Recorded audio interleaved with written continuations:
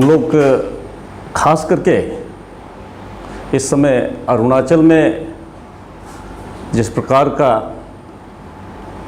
माहौल डैम के नाम पे डंडोरा भाजपा सरकार के द्वारा पीटा जा रहा है, इसको देखते हुए अरुणाचल में हर एक लोग बहुत ही मायूस है। क्योंकि जिस प्रकार से बोलिन दफ्तर में जो अफरा तफरी जो घटनाएं घटित हो रही हैं, ये मानवता को शर्मसार कर रही हैं। जहाँ तक अरुणाचल डेमोक्रेटिक पार्टी का बात आती है, अरुणाचल में हम लोग एक इंडिजिनस पार्टी होने के नाते हमारा कर्तव्य रहा है। जब शुरुआत में सियांग डैम के बात को लेकर हम लोगों ने हमारा प्रेसिडेंट माननीय तामी पांगु साहब के अगुवाई में, किपा नातुंग हमारा सेक्रेटरी जनरल के अगुवाई में हम लोग बोलिन 4 महीने पहले गए थे और हम लोग ने बोलिन में हम लोग देशी साहब से मुलाकात किया और हमारा जो विचार है अरुणाचल डेमोक्रेटिक पार्टी का, तो उनके साथ हमने उनके दफ्तर में हमने साझा किया। हमने वहाँ भी बहुत ही साफ सुथरे तरीके से हमने अपने बात रखा। हमने कहा था कि अगर आप वहाँ डैम निर्माण करना चाह रहे हैं तो सबसे पहले आप लोगों का विश्वास को जीतना होगा। लोगों का विश्वास को जीतना होगा जब हम कहते हैं तो लोगों को बताना होगा, सुनिश्चित करना होगा कि लोगों को कंपनसेशन के साथ में पैसा तो उनको मिल जाएगा, लेकिन वो कहाँ रीसेटल कर पाएगा। इसके लिए एलोकेशन दिखाने के लिए हम लोग ने वहाँ में हमारा विचार, हमारा प्रेसिडेंट, हमारा सेक्रेटरी की अगुवाई में हम लोग ने विचारों को वहाँ साझा किया। और हमने भी अपील किया हमारा बोलिन डीसी साहब को कि ये बातें एडीपी की बातें आप सरकार तक पहुँचाएँ। आपने देखा कि रिसेंट वायरल वीडियो में जो डेवलपमेंट हुआ, चिंता सिंह एक औरत वुमेन को धक्का मुक्की में मारते हुए एयरपोर्ट, और सोशल मीडिया में काफ़ी चर्चित भी है। इसमें आप क्या रिएक्शन है, और मंत्री ने जो किया है उनके बारे में आप क्या रिएक्शन देना चाहते हैं? देखिए, ये बहुत ही एक दुखदाई नज़ारा हम जब भी हम अपना मोबाइल हम देखते हैं तो वो नज़ारा निरंतर चल रही हैं। और इसको एडीपी पार्टी एक राजनीति तरीके से उसको देख नहीं रहा। उनका चश्मा, हम लोग चश्मा का नंबर बदल नहीं रहा। लेकिन जिस प्रकार से जो मंत्री हैं, जिनको उनके लोगों ने उनको नेता चुना है, इस दिन के लिए उन लोगों ने नेता चुना नहीं है उनको। और जैसे कि भाजपा का जो मंत्री है, वो भाजपा का जो चेहरे हैं उनको वो बेनकाब कर रहे हैं। और जिस प्रकार का सहानुभूति लोगों के ऊपर जताना चाहिए, लेकिन ऐसा नहीं करके ये एक अबला नारी पर अपना हाथ इस प्रकार से वार कर रहे हैं, जो जगजारी हो रही हैं और सबको शर्मसार कर रहे हैं, मानवता को शर्मसार कर रही हैं। और हमको लगता है, एडीपी पार्टी को लगता है कि ये इस मंत्री पद के लिए लायक नहीं है, उनको स्टेप डाउन करना चाहिए। और इसका जिम्मेवारी हमारा राज्य का मुख्यमंत्री पेमा खांडू को लेना चाहिए। और अभी जो हो रहा है, हमें जो एनएचपीसी का जो ड्रिलिंग मशीन वगैरह आ रहा है, प्रोटेस्ट हो रहा है, ब्रिजेज जला रहा है, और वहाँ में जो डेवलपमेंट हो रहा है, एक पॉलिटिकल पार्टी के हिसाब से आप क्या कमेंट करना चाहेंगे? देखिए, हम पहले दिन से ही एडीपी पार्टी अपना क्लियर स्टैंड वहाँ रख रहे हैं।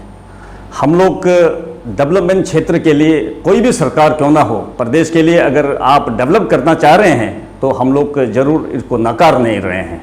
लेकिन जिस प्रकार से आप बिना जानकारी दिए हुए, बिना बताए हुए, लोगों को विश्वास में नहीं लाते हुए आप कोई भी मशीन लेके आएंगे, रातों रात आपका जो आप अपना मनमानी जो अपना जो सरकार जो है मनमानी करना चाह रहे हैं, ये बहुत ही दुर्भाग्य है।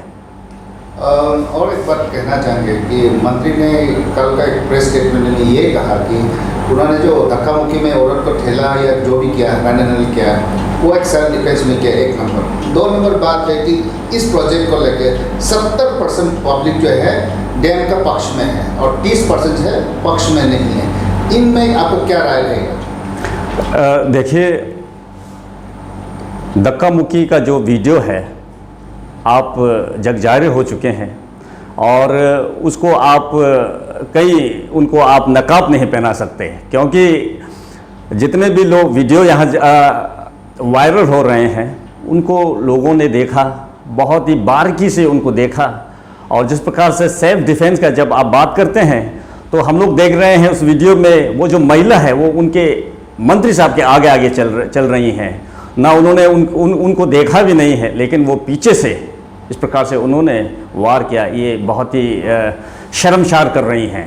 साथ में जिस प्रकार से आप पूछ रहे हैं 70% 30%, देखिए अगर मेरा ज़मीन है तो मैं 1% भी अगर होता हूँ तो मैं अपने ज़मीन के लिए मैं आवाज़ ज़रूर करूँगा। तो लोगों को आवाज़ को दबाना, लोगों का आवाज़ को गोदने की कोशिश करना, ये कहाँ का डेमोक्रेसी है? हम हिंदुस्तान में रह रहे हैं, ऐसा नहीं है कि हम चाइना में हैं और कहीं कम्युनिस्ट कंट्री में है, ऐसा नहीं है। ये इंडिया है जहाँ पे हम लोग को सब अपना अपना जो अधिकार है, 1 हो 2 हो, 1% हो 2% हो, हमको मिला हुआ है और इसको सरकार चिंता और उसको ज़रूर सोचना चाहिए।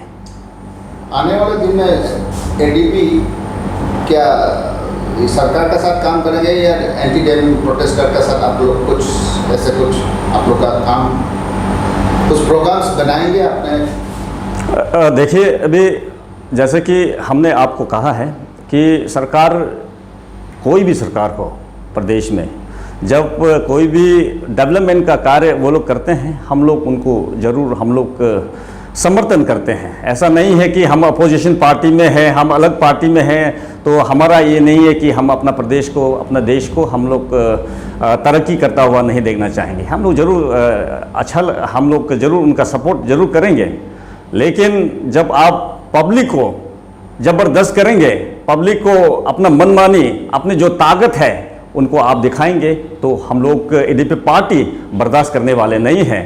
और हम ये नहीं कह रहे हैं कि जो अभी डैम इशू में जो लोग प्रोटेस्टर हैं वे हम लोग साथ संपर्क कर रहे हैं, ऐसा नहीं है। कुछ लोगों को लगेगा कि ये पॉलिटिकली हम लोग किसी को भटकाने का हम लोग शब्द का यहाँ बयानबाजी कर रहे हैं, ऐसा नहीं है। हम अरुणाचल में हैं, अरुणाचल कोई भी क्षेत्र में अगर इस प्रकार का कोई भी गतिविधि लोगों के खिलाफ होगा तो अरुणाचल डेमोक्रेटिक पार्टी उनके साथ सदा सर्वदा उनके साथ आगे खड़े आ पाएंगे।